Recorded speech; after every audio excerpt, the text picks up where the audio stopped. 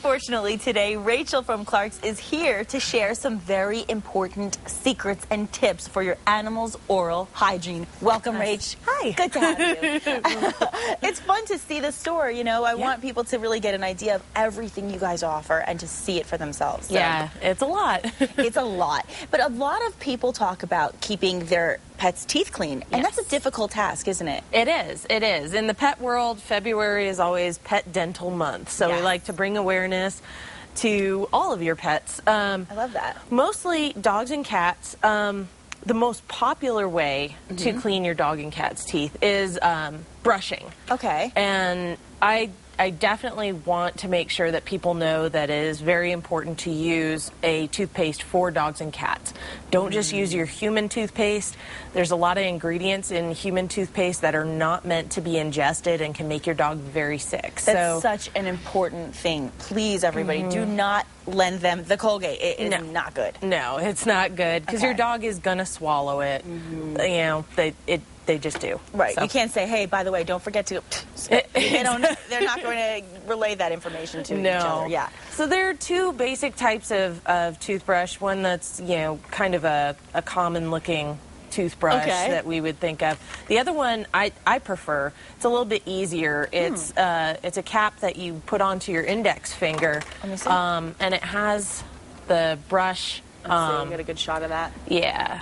It's called Pet Dental Advanced Dental Care. Yeah, it's got a brush on the tip, so you're actually able to get in there with just your finger. A little bit easier to use. See if they can see here. I'll do that. So you can see that's what Rachel's talking about right there. You can actually stick your finger right in that. Exactly. How easy. That's got to be so much easier. Oh, yeah. And it says that it has really soft bristles, too. Right, right. So it's not going to hurt your pet in any way. So let me ask you a quick question, though. As far as getting your pet to settle down enough to get them to...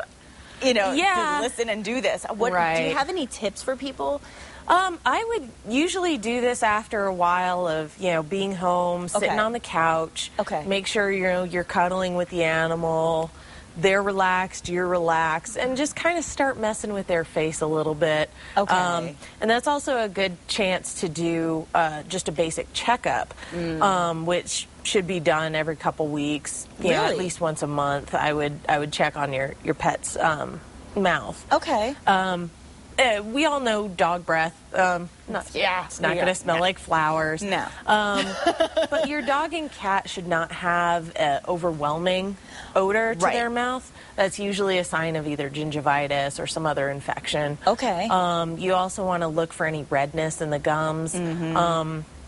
Their gums should look very much like ours, kind of pink and firm, not swollen.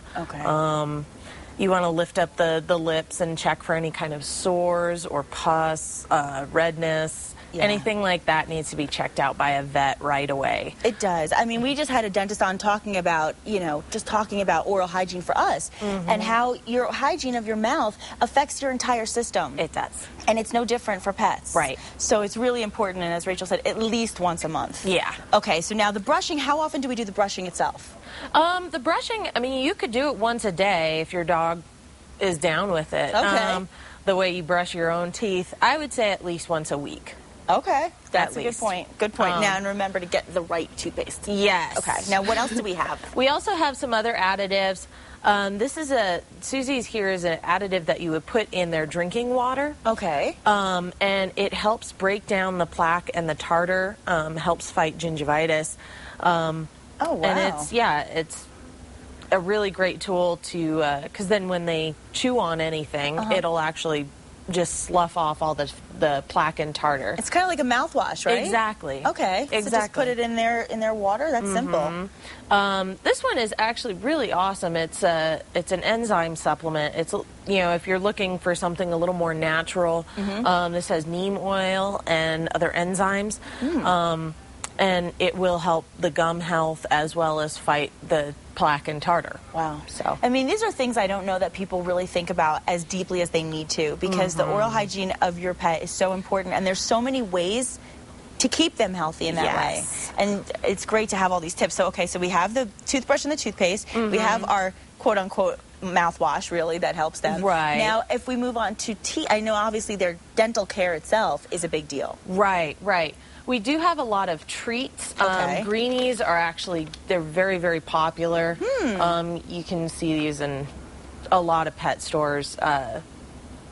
They're very, it's a semi-soft, it's kind of a hard treat that they're meant to chew on for quite some time. Okay. So they're going to work it up on their jaws, on their teeth, and it's a very helpful tool. A good alternative to just a bone? Yes. Okay. Exactly. Great. My all-time favorite treat for dogs would be just a regular bone. Okay.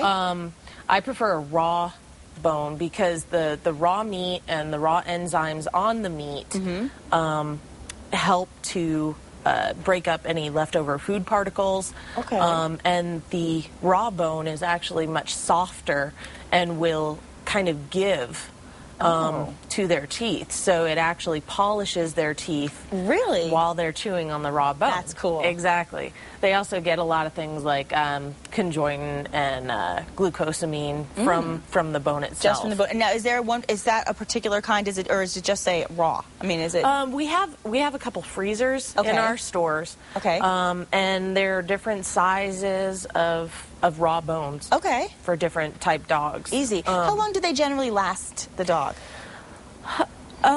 Honestly, it depends on the dog, but it should at least last them a couple hours. Okay, good. And a lot of times you can go ahead and take the bone away from them after a little while, put it back in the freezer, and you could do that once or twice. Okay, great. Well, this is really important, and this is really helpful. As always, your information for pets are so important and so helpful. And take care of your pet's teeth. And of course, if you want to head over to Clark's now, you know exactly what you can expect in the store. You can see the locations right on the screen right now, and if you're lucky, you'll get to meet Rachel, and she can give you all the tips you need for your pet's hygiene. Thank you so much, Rach, for being here. We love having you. And just ahead on New Mexico Style, well, we are heading into the kitchen, but we're not cooking. We'll be showing you what's hot, though, in electronics. So stick around. This stuff is smoking in a good way.